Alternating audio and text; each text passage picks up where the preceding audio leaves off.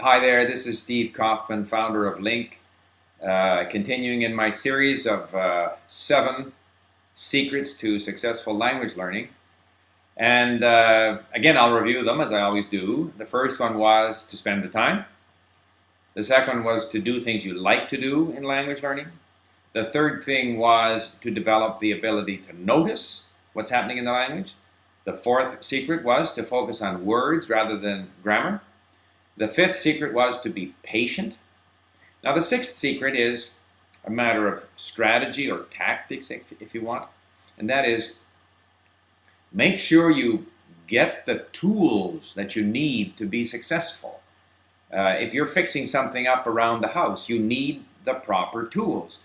Any job is easier if you have the proper tools. So, obviously, you need to have an MP3 player. I don't want to promote any one brand, but I have an iPod Touch.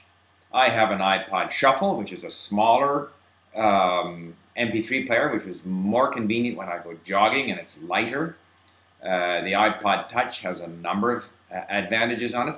On my iPod Touch, I have bought online dictionary, or at least dictionaries for the iPod in all of, 12 different languages. And I try the free dictionaries, and if they're no good, then I spend the money to get a good dictionary. Also, I think you should buy books.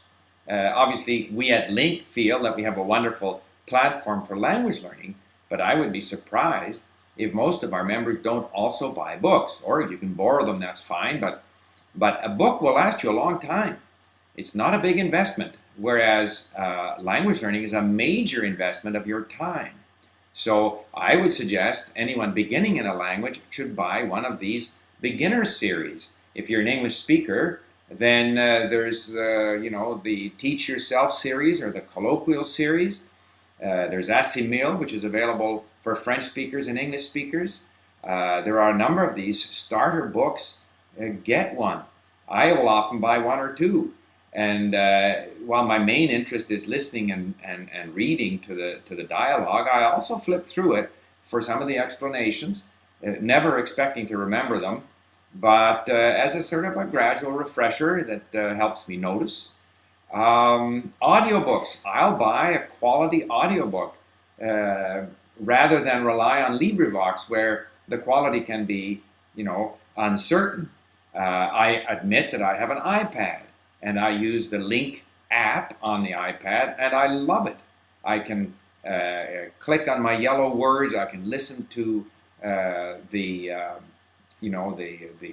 audio portion of the lesson. Now, not everyone is going to spend the money on an iPad, but all I'm saying is don't think that you can do everything for free. You may end up spending more time trying to work around or using less than satisfactory tools. So whatever your budget is, make sure that you have the proper tools in order to, dictionaries, for example, online dictionaries. If there are free ones available, get them, and if that's good enough, fine.